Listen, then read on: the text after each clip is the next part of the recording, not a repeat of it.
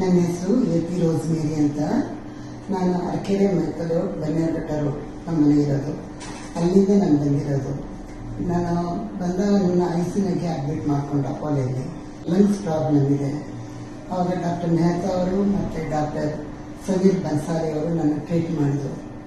ಅಲ್ಲಿಂದ ಸ್ವಲ್ಪ ಕಮ್ಮಿ ಆದಮೇಲೆ ಮನೆಗೆ ಕಳಿಸಿದ್ರು.